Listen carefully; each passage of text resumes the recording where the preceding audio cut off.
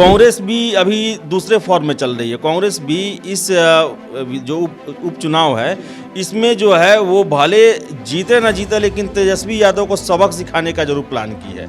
मुझे याद है 2019 में जब पटना वाटर लॉगिंग हुआ था, 2 अक्टूबर की वो तारीख थी। मैं बांकीपुर डाकबंगला चौराहा डूब चुका था, रिपोर्टिंग कर रहा था और 3 या 4 तारीख से पप्पू यादव एक्टिव हो जाते हैं और इस तरीके से एक्टिव होते हैं कि सुशील कुमार मोदी तक का रेस्क्यू करते हैं। पप्पू यादव वो भी हैं कि बिहार में कल्याण के मामले में देखा जाए, चाहे वो चमकी बुखार रहा हो, पटना बाढ़ रहा हो या कोरोना का मामला हो, वो इसमें तो कोई दो राय नहीं है कि पप्पू यादव जो है वो आँख मूंद के लोगों का सेवा की है। जो नुकसान होगा, अगर नुकसान होगा तो वो तेजस्वी का ज़्यादा होगा, नीतीश कुमार का कम होगा। यह कहने का मतलब है कि भले नीतीश का भी कुछ वोट कट के जाए, अगर इनका 10 जाता है तो तेजस्वी का 100 जाएगा।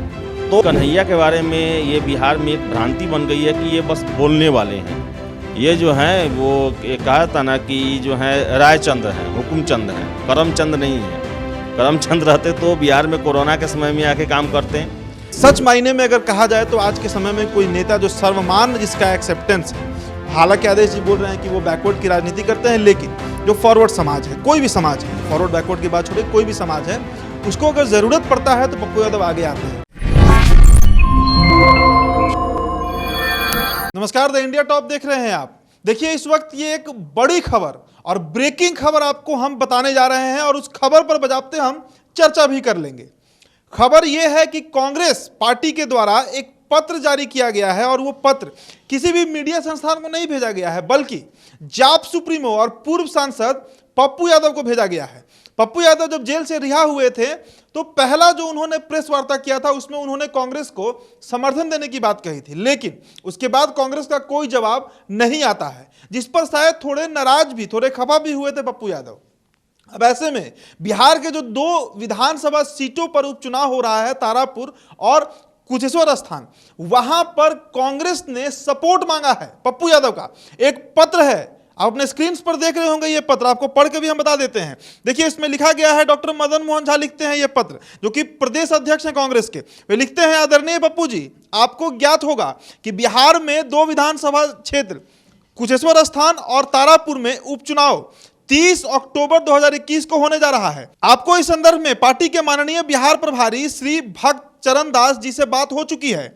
सभी कांग्रेस जनों की इच्छा है कि हम लोग आपस में मिलजुल कर कांग्रेस के प्रत्याशी को जिताने के लिए काम करें। अतः आपसे आग्रह है कि उपरोक्त दोनों विधानसभा क्षेत्र में कांग्रेस पार्टी के प्रत्याशी क्रमशः श्री यतिरेक कुमार एवं राजेश कुमार मिश्रा को विजय बनाने के लिए अपने दल का पूर्ण समर्थन एवं सहयोग देना चाहेंगे। तो यह पत्र लिखा गया है कांग्रेस के द्वारा, मदन मोहन झा ने यह पत्र लिखा है जाप सुप्रीमो पप्पू यादव को। अब ऐसे में कुछ सवाल बनते हैं जिसका जवाब ये खासकर जो विधानसभा चुनाव हो रहा है बिहार की जनता चाहेगी। पहला, गठबंधन टूट जाता है, कांग्रेस अलग हो जाती है और अब सिर्फ अलग नहीं होती है, सिर्फ वो राजद के खिलाफ चुनाव नहीं लड़ना चाह रही है बल्कि जीतना चाह रही है। देखिए, इसके पीछे जो गणित, जो स्ट्रैटेजी समझ में आ रहा है कि एक तरफ कन्हैया कुमार की एंट्री होती है कांग्रेस में। कन्हैया कुमार फॉरवर्ड ब्लॉक के नेता हैं, कितना वो वोट ट्रांसफर करेंगे ये चुनाव के बाद पता चलेगा, लेकिन फॉरवर्ड ब्लॉक के नेता तो जरूर हैं। और अब पप्पू यादव को सम्मिलित करना वो जन नेता जिसको शायद ही बिहार का कोई व्यक्ति होगा जो पसंद नहीं करता होगा। तो क्या गणित बन रहा है, किसको नुकसान होगा, तेजस्वी यादव को कितना नुकसान होगा, नीतीश कुमार को कितना नुकसान होगा, या फिर तेजस्वी यादव को कितना फायदा होगा और नीतीश कुमार को कितना फायदा होगा, यही चर्चा हम करेंगे। यह पत्र हमारे पास जैसे ही आया, आदेश पुरी के साथ हमारी बात शुरू हुई।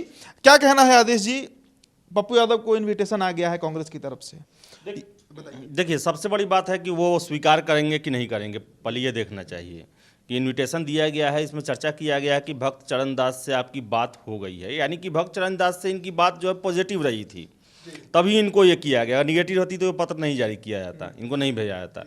तो एक देखिए, और पत्र लिखा गया है, यानी कि एक तरह से जो समर्थन है वो समर्थन जो है वो खुल के आने की बात कही जा रही है कि आप जो है खुल के, अगर मेरे पार्टी में नहीं, जब वो रिहा हुए तो उसमें ये सब कोई ने भविष्यवाणी की थी कि अब ये कांग्रेस में मिल जाएंगे, कांग्रेस के टिकट पे ये लड़ेंगे, विलय हो जाएगा इनका, लेकिन वैसा नहीं हो पाया। तो कम से कम अब कांग्रेस का ये स्ट्रेटजी है कि आपने सही कहा कि हमें ये दोनों विधानसभा चुनाव लड़ना नहीं है बल्कि जीतना है। और देखिए, कांग्रेस भी अभी दूसरे फॉर्म में चल रही है। कांग्रेस भी इस जो उपचुनाव है इसमें जो है वो भले जीते ना जीते, लेकिन तेजस्वी यादव को सबक सिखाने का जरूर प्लान की है। क्योंकि आपको बता दें कि दावा तो कांग्रेस का ही बनता था इस पर, जो सीट है उस पर आरजेडी ने उस पर उतार दिया। अब आरजेडी का भी अपना तर्क है कि इनको 70 सीट इन्होंने फालतू में ले लिया इतना विधानसभा चुनाव में, जबकि जीत के 19 लाए, और इसी कारण इनको लगता है कि हम बहुमत से दूर रह गए। और यही कारण था कि आरजेडी ने इनको इग्नोर किया और अपना उतार दिया। लेकिन कांग्रेस का है कि कांग्रेस लगातार जो है वैसे नेता जो कि बिहार से जुड़े हुए हैं और पब्लिक फिगर में उनका नाम अच्छा है, चाहे कन्हैया का ले आप, मोदी विरोध में उन्होंने एक गजब का जो है माहौल बनाया था। हालांकि वो अपने चुनाव में इसको उपयोग नहीं कर पाए, वो वोट में ट्रांसफ़र नहीं हो पाया। उसके बाद पप्पू यादव वो भी हैं कि बिहार में कल्याण के मामले में देखा जाए, चाहे वो चमकी बुखार रहा हो, पटना बाढ़ रहा हो, या कोरोना का मामला हो, वो इसमें तो कोई दो राय नहीं है कि पप्पू यादव जो है वो आँख मूंद के लोगों का सेवा किए। वो न बीमारी का डर रहा ना मौसम का डर रहा उनको। तो ये दोनों को लाके कम से कम इतना है कि कांग्रेस के नाम पर जो इनके समर्थक हैं उनको अपने फेवर में करना चाहते हैं। और इसका जो आपने कहा कि फ़ायदा किससे होगा, नुकसान किससे होगा। नुकसान देखिए, सबसे पहले अगर हम देखें, हम पप्पू यादव की बात करते हैं तो पप्पू यादव जो है वो पिछड़ी जमात की और अल्पसंख्यकों की राजनीति करते हैं। उनका जो कहीं ना कहीं उनका जो सारा बयान रहता है, उनका जो संभ्रांत वर्ग हैं, जो सवर्ण हैं, उनका विरोधी उनका रहता है पूरा पॉलिटिक्स। और जो ये आरजेडी जो है, आरजेडी भी अपने आप को दबे पिछलों की पार्टी कहती है। हालांकि जदयू भी वैसा ही है, जदयू ने जो है वो भी अपने आप को एक तरह से पिछड़ों के लिए, महादलित के लिए, इन लोगों के लिए समर्पित किया है।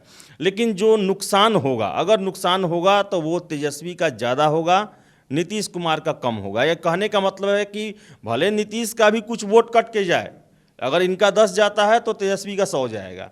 तो कहने का मतलब है कि फ़ायदे में तब भी रहेंगे नीतीश कुमार ही। देखिए कांग्रेस जो है कमज़ोर है, इसीलिए पप्पू यादव की वो मदद मांग रहे हैं। तो यहाँ पर है कि देखिए, अगर जीतने के लिए प्रयास कर रहे हैं लेकिन संभावनाएं कम लगती हैं, क्योंकि दो बड़ी पार्टियां यहाँ पर भिड़ी हुई है, यहाँ पर जदयू है, आरजेडी है। लेकिन वो है कि कांग्रेस अभी अपने आप को जितना ही मजबूत करेगा वो आरजेडी के लिए उतना ही खतरनाक होते जाएगा। जी, अब देखिए पिछले 5 बारों से अगर हम स्पेसिफिक तरीके से बात करें कुशेश्वर स्थान सीट की, तो 2020 के विधानसभा को अगर हम छोड़ देते हैं तो उसके पहले 5 बार से पारंपरिक वो कांग्रेस की ही सीट रही है। ये भक्त चरण दास का कितना बयान इस पर आ चुका है कि वो हमारी सीट रही है, भाई हमसे क्यों छीना गया, तेजस्वी यादव आखिरकार हमसे इस पर चर्चा क्यों नहीं की है।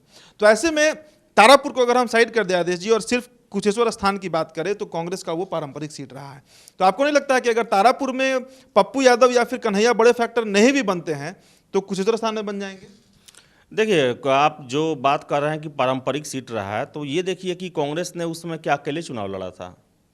कांग्रेस हमेशा गठबंधन में चुनाव लड़ा है और उस समय जीता है। तो इसका मतलब ये नहीं कहा सकता कि कांग्रेस का ही वो केवल था। वोटर उसमें जो है बहुत बड़ी संख्या में आरजेडी के भी रहे होंगे। तो इस कारण से ये दावा उनका पूरा सटीक नहीं है।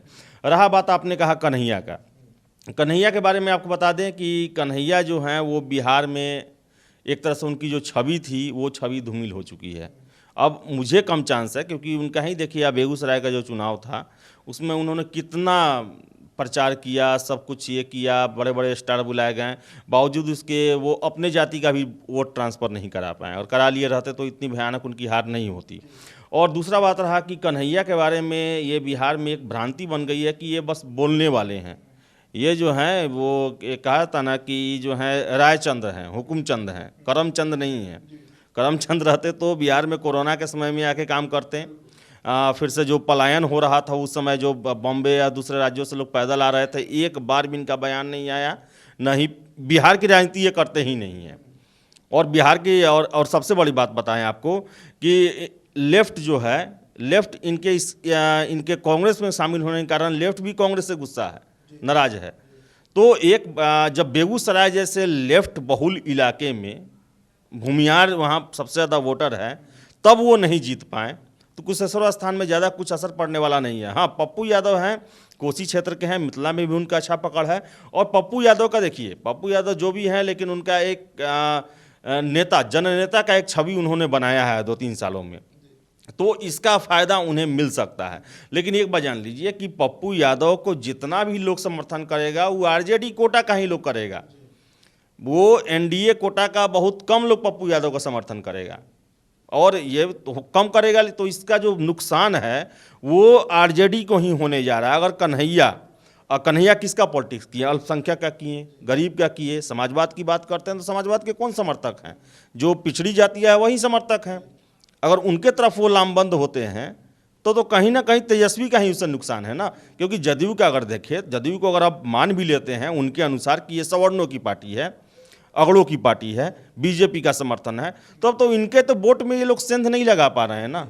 उसके अलावा नीतीश कुमार का जो किया हुआ काम सब है, तो सेंध तो लगेगा तेजस्वी का ही। लेकिन ये भी इसके लिए, इन लोगों के लिए सबसे बड़ा टेस्ट है कि विधानसभा का चुनाव हुआ, पप्पू यादव एक भी सीट पर नहीं जीत पाए, खुद मधेपुरा से लड़े तो तीसरे नंबर पे आ गए। तो ये भी एक बहुत बड़ा चीज़ है कि इनका वोट, जो इनका काम है, पब्लिसिटी है, वो वोट में ट्रांसफ़र नहीं हो पाता है। और उपचुनाव में मुझे नहीं लगता है कि बहुत ज़्यादा असर करेगा भी तो तेजस्वी को ही इससे नुकसान होने वाला है। तेजस्वी को ही टेंशन है, और यही कारण है कि आज वो विधानसभा शताब्दी समारोह में राष्ट्रपति के कार्यक्रम में न होकर कुशेश्वर स्थान में कल से ही बैठे हुए हैं, क्योंकि उन्हें डर है, उन्हें भी सूचना मिल गई होगी पप्पू यादव जो हैं वो कांग्रेस की तरफ जा सकते हैं। तो और कन्हैया भी आ रहे हैं यहाँ पर, जिग्नेश भी आ रहे हैं, अल्पेश भी आ रहे हैं, ये सारे लोग आ रहे हैं यहाँ पर। तो ये लोग आएंगे तो कहीं ना कहीं उनको पता है कि ये हमको ही हार्म पहुँचाने के लिए आ रहे हैं, और यही कारण है कि लगातार तेजस्वी जो हैं कैंपेनिंग में लगे हुए हैं, डोर टू डोर कैंपेनिंग कर रहे हैं। चलिए, अच्छा बात है, करना चाहिए। किसी भी नेता का यही पहचान होता है कि इलेक्शन समय में वो जनता के सामने हमेशा जाए, बात करे, समझे, उनको वादा करे, कॉन्फिडेंस में ले। तो मुझे याद है 2019 में जब पटना वाटर लॉगिंग हुआ था, 2 अक्टूबर की वो तारीख थी, मैं बांकीपुर डाकबंगला चौराहा डूब चुका था, रिपोर्टिंग कर रहा था, और 3 या 4 तारीख से पप्पू यादव एक्टिव हो जाते हैं, और इस तरीके से एक्टिव होते हैं कि सुशील कुमार मोदी तक का रेस्क्यू करते हैं।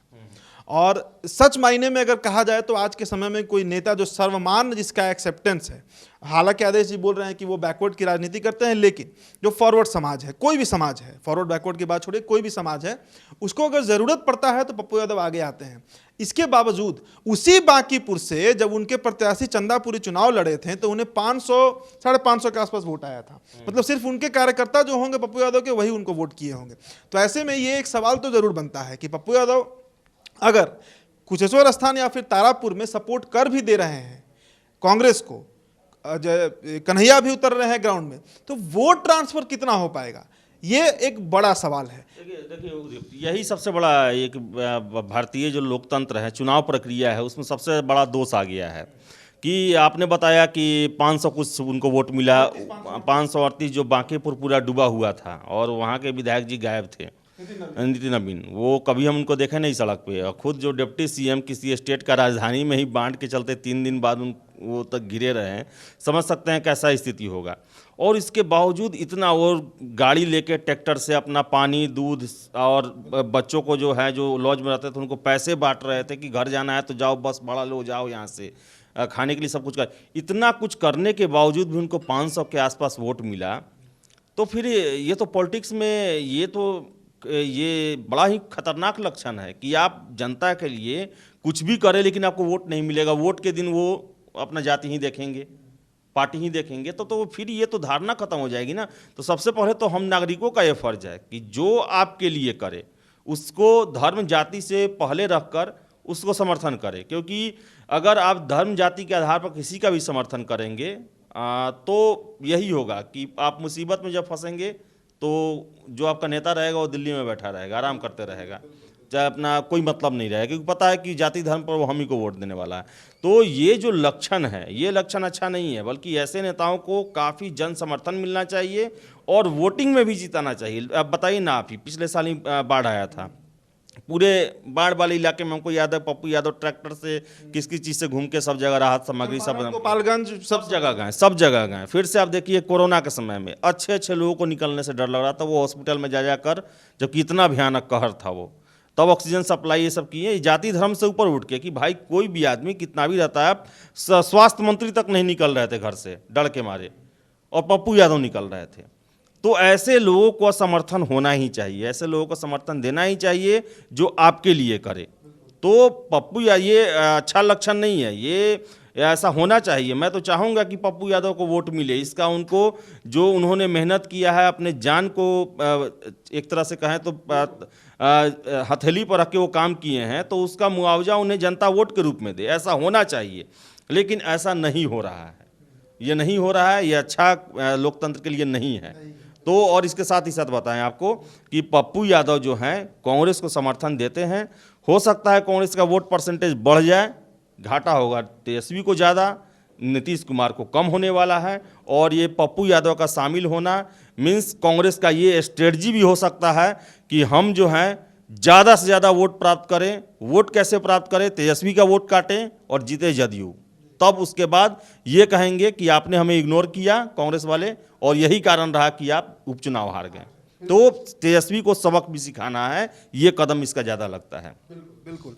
और उसी बांकीपुर की अगर हम चर्चा कर ले तो नितिन नवीन, उनका कहना था कि उन्हें डेंगू हो गया था, और जो कुम्हरार विधानसभा क्षेत्र है पटना का, जहां के विधायक अरुण कुमार सिन्हा हैं, उनकी भी शायद तबीयत खराब थी और दोनों लोग दार्जिलिंग भागे हुए थे। देखिए, पटना डूबा था और जो 2 स्थानीय विधायक थे दार्जिलिंग भागे थे, लेकिन जो 2020 में विधानसभा चुनाव हुआ 1 साल के बाद, उसमें 86,000 वोट आया था नितिन नवीन को, मुझे आंकड़ा याद है, और 36,000 वोट लव कुमार सिन्हा को, कांग्रेस के प्रत्याशी को आया था, और 550 के अंदर पप्पू यादव के जो प्रत्याशी थे वो सिमट गए थे। तो कैसा लोकतंत्र है, ये एक बड़ा सवाल है कि वो नेता जो आपके घर आपातकाल में, कोविड ही क्यों ना हो, लगातार गैस का सिलेंडर, रेमडेसिविर, सभी तरह के, उनके यहाँ लंगर चल रहा था बजाबते, जब बाढ़ आया हुआ था वो भी हमने कवर किया था। तो आखिरकार पप्पू यादव कितना बड़ा फैक्टर बनते हैं, ये फिर से इस उपचुनाव में साबित हो जाएगा कि बिहार की जनता, लॉयल्टी की हम बात नहीं करेंगे, कम से कम काम के ऊपर कितना वोट दिया जाता है और कितना जात के ऊपर वोट दिया जाता है, ये सभी बातें इस विधानसभा उपचुनाव में साफ हो जाएगी। फिलहाल इस खबर में इतना ही। आप बने रहिए द इंडिया टॉप के साथ। बहुत बहुत धन्यवाद।